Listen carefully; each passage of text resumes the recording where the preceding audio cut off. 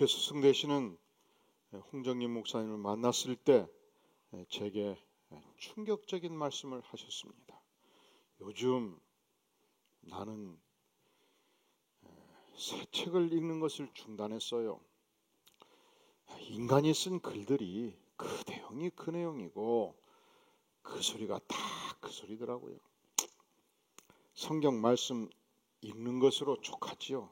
요즘은 말씀 묵상을 참 많이 합니다. 그분은 어린 시절부터 책벌레로 유명하신 분이었습니다. 심지어 여행을 갈 때도 10권, 20권씩 책을 끼리고 다니셨던 분입니다. 한편 생각하면 오늘의 이 시대가 이 지식과 정보가 쏟아지는 사회 아니겠습니까? 한 학자가 정보량을 계산을 해보니까 1900년부터 1950년까지 이 50년 동안 정보가 2배로 확장되었다고 말합니다. 그리고 1950년부터 매 10년마다 정보가 2배로 확장되었는데 2020년도부터는 73일마다 정보의 양이 2배로 확장되고 있다고 말합니다. 그런데 이상하지요. 이렇게 지식과 정보가 엄청나게 배가 됐다고 해서 우리 인생들의 행복이 2배, 8배 배가 되었습니까? 아니지요. 그 지식이 출중하다고 해서 인간 지혜가 지식만큼 자라가는 것은 아닙니다. 왜 홍정림 목사님께서 신간서적 읽기를 멈추었을까? 지식을 많이 쌓아간다 한들 그것으로 인해서 인간의 지혜가 발달하지 않는다는 사실을 기억하지 않았을까요?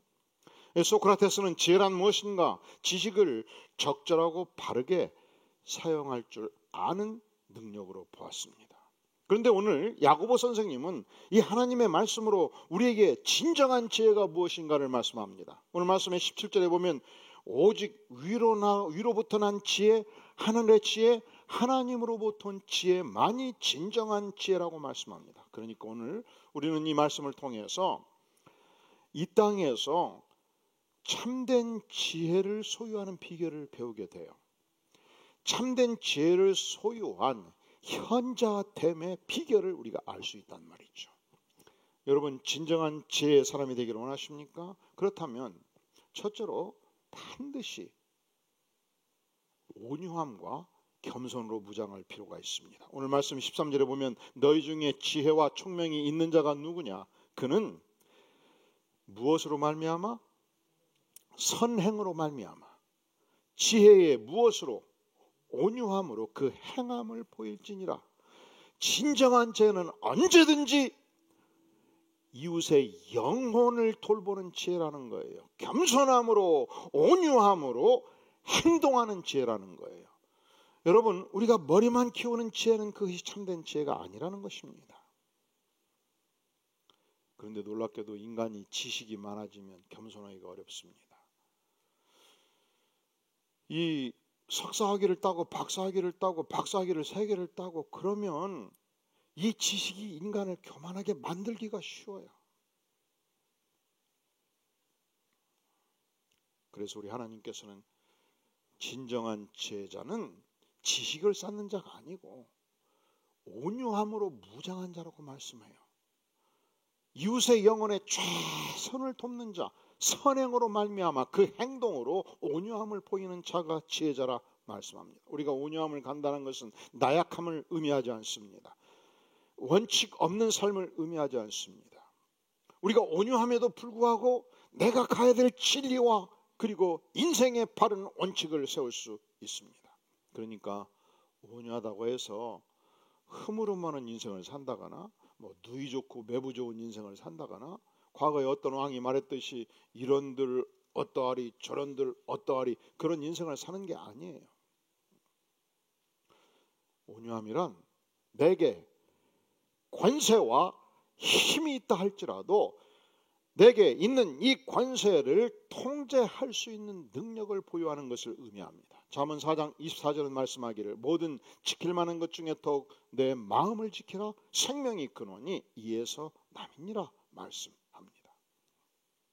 성경에서 온유함의 대표적인 인물로 모세가 첨가되고 있습니다. 그는 무려 200만 명의 이스라엘 백성들을 진두지휘했던 카리스마의 강력한 영적 지도자였습니다. 그는 이 지중해나에서 가장 최대의 패권 국가였던 애굽 바로 황제를 꺾었던 인물입니다. 200만 명의 노예를 해방시키고 홍해를 가르고 출애굽을 감행했던 위대한 지도자였습니다. 그가 가진 이 엄청난 권세와 능력을 그는 하나님을 위해 사용했고, 그는 백성들을 섬기는 데 전적으로 사용한 인물이었습니다. 그래서 성경 기자는 모세를 지면에서 가장 온유한 자로 평가한 것입니다. 사랑하는 성도 여러분, 여러분이 진정한 지혜자입니까? 그럼 이렇게 물을 수 있어요. 여러분이 내일 출근하는 직장에서 여러분의 직위와 관계없이, 여러분이 이사님이시든 회장님이시든 부장님이시든 관계없이, 여러분 여러분의 부하로부터, 여러분의 동역자들로부터, 여러분의 선배로부터 우리 회사에서 가장 온유한 인물입니다, 이 평가를 받는다면 여러분은 참된 지혜자입니다. 사랑하시는 성도 여러분, 여러분이 속한 공동체에서, 시댁 공동체에서, 친정 공동체에서, 친가 공동체에서, 외가 공동체에서 나를 지난 20년, 30년 동안 지켜보았던 우리의 가족들이 당신은 진정한 온유의 인물입니다 라고 평가받을 수 있다면 여러분은 진정으로 지혜 있는 인생입니다. 사랑하시는 성도 여러분, 이 교회에서 여러분이 2년, 3년, 5년, 10년 섬기면서 여러분과 함께 섬겼던 여러분의 통역자들이, 여러분의 신분이 무엇이든지 관계없이, 여러분이 장로님이시든 여러분이 목사님이시든 여러분이 집사님이시든 어떤 신분이든지 관계없이 당신은 진정한 온유의 인물입니다 평가받을 수 있다면 여러분은 참된 지혜의 인물입니다. 그것을 오늘 주께서 말씀하십니다. 예수님은 창조주십니다. 예수님은 주권자십니다. 예수님은 하나님의 아들이셨습니다. 그런데 그 예수님이 십자가를 지셨습니다. 쓰러지셨습니다. 사람들이 침을 뱉었습니다. 채찍으로 때렸습니다. 홍포를 벗겼습니다.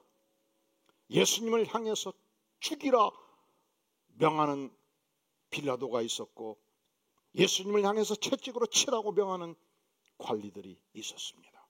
예수님이 누구신가요? 일거에 수천 수만의 천사들을 동원해서 저들을 다 제거할 수 있는 권세의 주님이셨습니다. 그런데 주님은 자기의 이익을 위하여 단 하나의 권세도 사용하지 않으셨고 100% 자신을 통제하였고 십자가에 죽기까지 순종하셨습니다. 왜냐하면 예수님은 진정한 지혜의 왕이셨기 때문에, 예수님은 이 땅에 죽어가는 인생들을 구원하기 위해서 자신이 죽어야 된다는 것을 아셨기 때문에 참된 온유로 끝까지 죽음에 이르기까지 순종을 하신 것입니다. 사랑하시는 성도 여러분, 여러분은 혹시 지혜롭다고 생각하면서 교만하지 않았나요? 똑똑하다고 하면서 남을 경시하지 않았습니까? 세상에는 똑똑 바보가 있고 바보 똑똑이 있습니다. 세상에는 그 지식으로 말미암아 똑똑한데 교만으로 말미암아 바보가 되잖아요. 그런데 인생이 누굽니까? 하나님 앞에 서볼 때 참으로 자랑할 것이 없는 인생입니다. 어리석은 인생입니다. 죄 많은 엄성 인생입니다. 허물진 인생입니다. 그리하여 우리가 전능하신 하나님에 서볼 때, 하나님, 나 같은 죄인을 위해서 아들을 주기까지 되어 주셨습니까? 고백하면서 우리는 그분의 은혜를 덧입고 하나님이 인정하시는 지혜자로 발전하게 되는 것입니다. 그러니까 참된 지혜자는 누구인가? 예수 십자가의 은혜를 덧입고 겸손으로 무장한 온유한 인생이라 아니할 수 없습니다. 두 번째, 참된 지혜는 무엇입니까? 여러분, 언제든지 참된 지혜는 세상의 지혜가 아니라는 것입니다.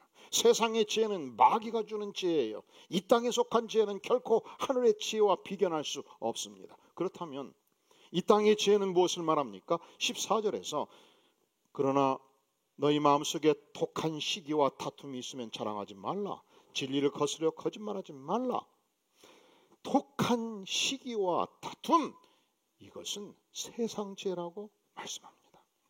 이 시기란 자기가 구축한 세계, 자기가 구축한 그 영역에서 이 자기의 영역을 위협하는 그 어떤 존재나 세력에 대해서 느끼는 질투의 감정이에요.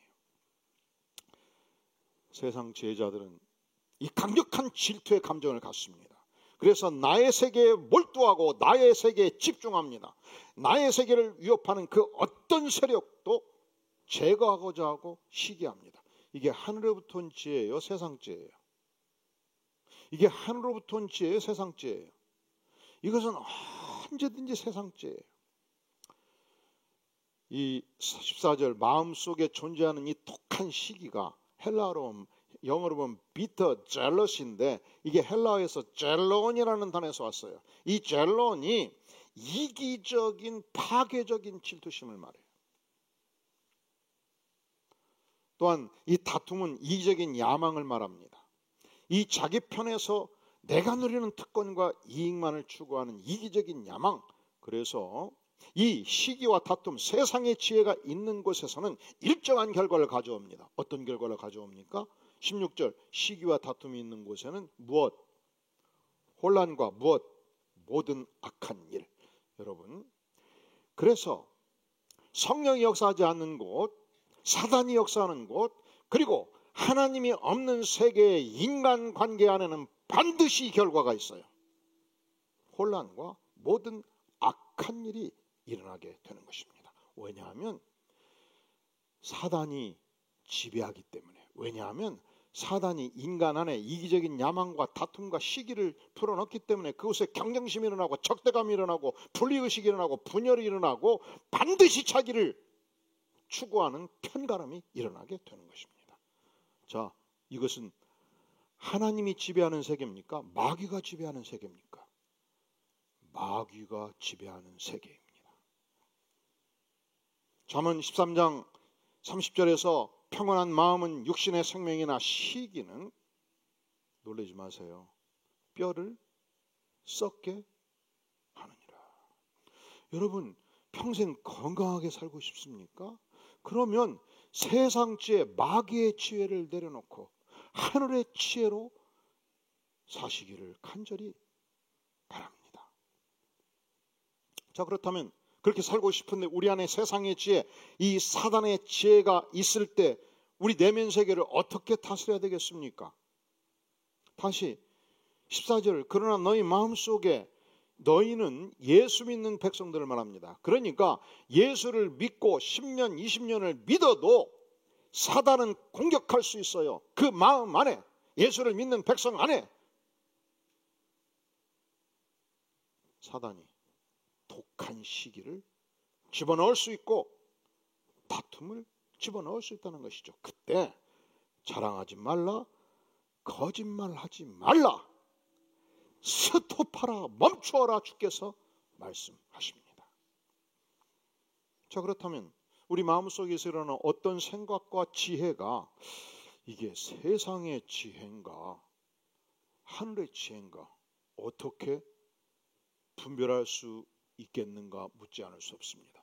여러분, 예수를 믿으면 믿는다고 해서 마귀가 멈추질 않아요. 왜냐하면 예수 믿는 백성들도 사명이 있지만요, 여러분, 마귀도 10배, 10배 강한 강도로 사명을 수행한다고요. 마귀가 멈추질 않아요. 그리고 마귀는 자기 세력은 보호하지 공격할 필요가 없는 거예요. 마귀는 안 믿는 사람들은 쫙 보호하고 가는 것이지 공격할 필요가 없어요. 누구를 공격합니까? 예수 믿는 권사님을 공격하는 거예요. 예수 믿는 집사님을 공격하는 거예요. 예수 믿는 목회자를 공격하는 거예요. 어떻게 공격합니까? 세상의 지혜를 집어넣어서 독한 시기와 질투를 집어넣어서 그 결과 반드시 공동체가 파괴됩니다. 어떻게 파괴됩니까? 혼란과 모든 악한 것이 일어나도록 만든다는 것입니다. 마귀의 원어는 디아볼로예요.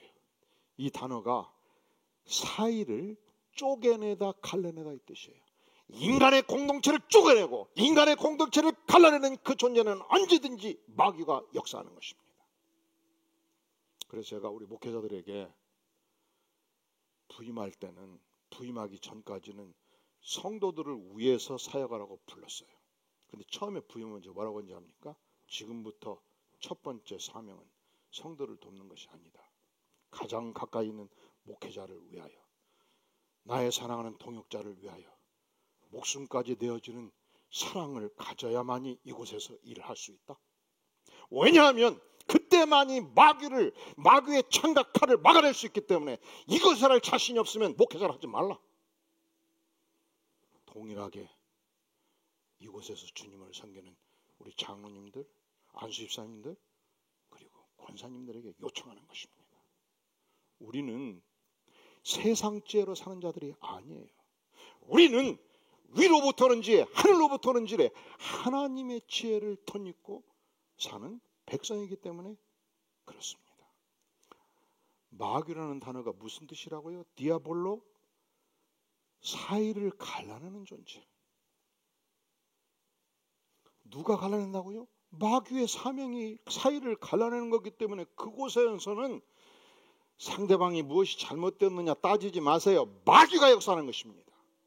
마귀가 역사하면 자식과 부모도 갈라내요. 마귀가 역사하면 목사와 성도도 갈라내요. 마귀가 역사하면 성도와 성도를 갈라내는 것입니다. 인간관계의 파괴를 가져오는 것입니다. 이것은 신앙의 완전한 파멸입니다. 원인을 묻지 마세요. 상대방이 잘못했다고 화살을 쏘지 마십시오. 마귀가 내 안에서 역사하고 있는 것입니다. 사단이 역사하면 언제든지 당파가 생깁니다. 사단이 역사하면 언제든지 사람과 사람 사이를 갈라냅니다. 사단이 역사하면 언제든지 인간관계의 파괴가 옵니다. 그래서 혼란과 모든 악한 일이 발생하게 되는 것입니다. 사랑하는 성도 여러분, 여러분이 속한 세상의 공동체, 예를 들어서 직장 공동체, 또 아파트에서 분녀회 회장을 하면 아파트 분녀회 공동체, 세상의 모든 공동체는 세상의 지혜를 따라 운영이 돼요. 그래서 여러분, 세상 공동체 깊이 들어가면 아파요. 분열이 있기 때문에, 사단이 역사하기 때문에, 공격이 있기 때문에, 공동체에 갈등이 있기 때문에 이것은 당연한 것입니다. 하지만 하나님의 교회는 다른 것입니다. 하나님의 교회는 성령이 역사하는 것입니다. 하나님의 교회는 용서가 있고 화해가 있고 섬김이 있습니다. 왜냐하면 위로부터는 지혜가, 하늘의 지혜가 역사하는 것이기 때문에 그렇습니다. 요즘 사회가 비대면 사회가 되었습니다. 그래서 활동이 제한되지 않습니까? 상업이 중요한 만큼 출근을 하지요. 그리고 바로 집으로 돌아오지 않습니까? 그런데 이상해요. 직장 가서 이 분열된 공동체 안에 평화가 없지 않습니까? 그리고 가족끼리 시간을 많이 가지면 행복이 10배가 돼야 될 것인데 시간을 많이 갖는 만큼 사단이 역사하면 고통도 끌 수 있어요. 그래서 이 아파트에서 누면 그냥 그 신음소리가, 그 아픔의 소리가, 곡하는 소리가 들리지 않습니까? 이게 다 사단이 역사하는 소리입니다. 제가 여러 이 공동체의 고백들을 들으면서 우리 하나님의 백성들이 하늘의 지혜를 덧입고 어떻게 감동을 창조하는 인간관계를 만들어낼 수 있는가? 그런데 인간은 다 까다롭잖아요. 까다롭지 않는 인생들이 없어요. 여러분의 남편 까다롭죠? 여러분의 아내는 안 까다롭습니까? 여러분의 아들 까다롭잖아요. 인간은 다 개성이 있는 존재예요. 개성을 제가 설명할 수가 없어요. 도구 같은 성질. 그런데 어떻게 우리가 만남이 감동을 창조하는 인간관계가 될 수 있을까? 제가 24년 만에 다음 주부터 본격적으로 처음으로 주제 설교를 한 5주 하려고 그래요. 주보에 다 본문과 제목에 나와 있어요. 왜 그러는가? 이 관계 파괴가 주는 고통이, 이 사단의 세계가, 이 사단의 공략이 너무 강력하기 때문에 우리 안에 하나님의 성령으로 말미암은 하늘의 지혜가 필요하기 때문에 우리가 어떻게 만남을 통해서 하나님의 영광을 추구하고 만남을 통해서 우리가 하늘의 지혜를 누릴 것인가? 기도가 필요합니다. 하나님의 도움이 필요합니다. 하나님의 은혜가 필요합니다. 오늘 주께서 우리에게 참된 지혜가 무엇인가를 말씀합니다. 언제든지 참된 지혜는 영혼을 섬기는 온유함이 있어요. 두 번째, 참된 지혜는 반드시 세상의 지혜가 아닙니다. 세상의 지혜와 단절됩니다. 세상의 지혜를 극복하는 능력이 있습니다. 세 번째, 참된 지혜는 반드시 하늘로부터 오는 지혜입니다. 이것은 내가 소유할 수 있는 것이 아닙니다. 나로부터 출발하지 않습니다. 전능하신 하나님께서 위로부터 믿는 백성들에게 공급해 주시는 성령의 지혜입니다. 어떻게 성령께서 우리에게 어떤 지혜를 주십니까?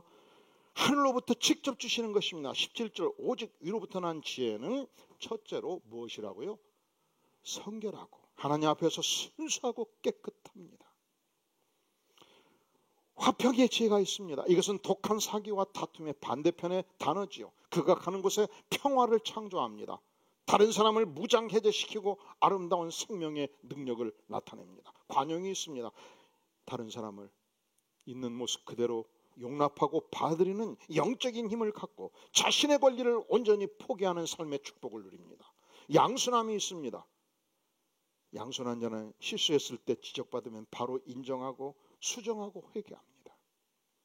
왜냐하면 내가 본질적으로 구원받을 수 없는 존재인데 십자가의 은혜를 덧입고 그 은혜로 말미암아 내가 구원받은 축복을 누렸기 때문에 내 인생의 실수, 내 인생의 잘못, 내 인생의 어리석음을 쉽게 아는 인생입니다. 그런데 교만한 인생은요, 약간의 실수만 지적을 받으면 살아있는 생선이 온몸에 물을 튀기듯이 몸부림을 치면서 반항을 하지 않습니까? 양순함이 없습니다. 긍휼, 고통당하는 영혼을 볼 때 눈물로 동정하는 마음,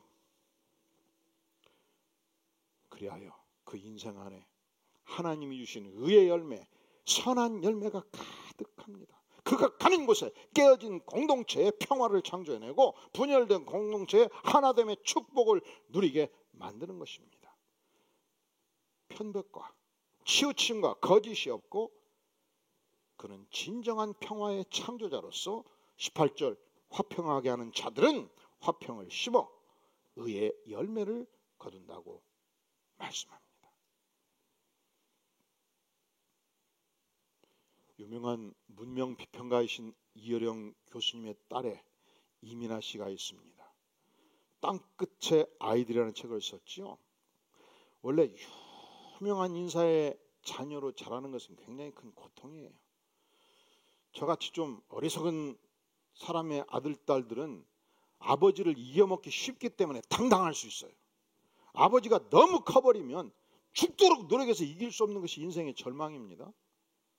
그래도 어떡합니까? 죽으라고 공부해서 이화여자대학교를 3년 만에 졸업하고 미국 가가지고 그 어렵다는 법률을 공부해서 미국 인해 검사가 되고 변호사가 되어서 아주 쭉쭉빵빵 이름 날리는 인물이 된 것입니다. 그런데 어느 날 큰아들이 세상을 떴습니다. 둘째가 자폐증에 고생을 했습니다. 본인의 눈이 보이지 않기 시작을 했습니다. 암에 걸린 것입니다. 이 엄청난 인생의 고난과 시련 속에서 내가 어떻게 해볼 수 없는 절벽 속에서 예수님을 만나고 치유의 능력을 덧입습니다. 그때 그가 이런 고백을 합니다. 내가 아무리 해도 안 된다는 것을 인정할 때 그때 진정한 기도가 시작되더군요. 아무리 문명이 발달하고 능력이 있다 해도 내가 할 수 없는 것들이 있었습니다. 할 수 없는 것들 안에서 하나님만이 할 수 있는 것들 안에서 우리는 내가 할 수 없는 것들을 하시는 하나님, 홍해를 가르시는 하나님, 기적의 하나님을 만납니다. 그러니까 이민아 씨는 세상의 능력과 지혜가 완전히 바닥난 상태에서, 내가 그 무엇도 할 수 없는 무력한 상태에서 하나님의 지혜, 하나님의 능력을 경험하게 된 것입니다. 우리가 만약에 하늘의 지혜를 덧입을 수 있다면, 우리가 만약에 성령의 지혜를 덧입을 수 있다면, 우리는, 나는, 그리고 당신은 여러분이 속한 공동체를 반드시 변화시키게 될 것입니다. 주께서 우리에게 여러분이 속한 공동체가 얼마나 분열하고 있는가, 얼마나 아파하고 있는가, 얼마나 파벌이 있는가, 그걸 묻지 않습니다. 당신이 어떤 사람인가를 묻습니다. 당신이 하늘의 지혜를 가진 사람인가? 그렇다면 당신이 속한 공동체를 향하여 이 한 사람을 통해서 평화를 창조하는 위대한 인물로 주께서 쓰시겠다 말씀하십니다. 그래서 하나님의 진정한 백성, 이 하늘의 지혜를 가진 백성이 가는 곳에 참된 희망이 있습니다. 이 위대한 희망을 아시시의 성 프란시스는 평화의 기도로 이렇게 노래하였습니다. 주여, 나를 평화의 도구로 써주소서. 미움이 있는 곳에 사랑을, 다툼이 있는 곳에 용서를, 분열이 있는 곳에 일치를, 의심이 있는 곳에 믿음을, 오류가 있는 곳에 진리를, 희망이 있는 곳에 희망을, 절망이 있는 곳에 희망을, 어둠이 있는 곳에 빛을, 슬픔이 있는 곳에 기쁨을 가져오게 하소서. 위로받기보다는 위로하며, 이해받기보다는 이해하며, 사랑받기보다는 사랑하게 하소서. 우리는 줌으로써 받고, 용서함으로 용서받고, 자기를 버리고 죽음으로 영생을 얻기 때문입니다. 기도하시겠습니다. 영광의 주님, 이 분요한 세상에서 하나님, 이 세상의 지혜에 따라 살다 우리가 지칠 때가 많았습니다. 주님, 우리의 연약함과 우리의 옹졸함과 우리의 죄성을 주께서 십자가의 보혈로 녹여주시옵소서. 우리에게 하늘의 지혜를 허락하여 주시옵소서. 그리하여 하나님의 백성이 가는 곳곳마다 전능하신 주님, 절망의 희망을 심어주시고, 다툼 속에 주님 일치를 허락하여 주시고, 어두움을 빛으로 바꾸어 주시옵소서. 하나님의 백성이 이 땅의 희망인 것을, 공동체의 희망인 것을 주님 보여주시옵소서. 우리를 불쌍히 해주시옵소서. 예수님의 이름으로 간절히 기도하옵나이다. 아멘.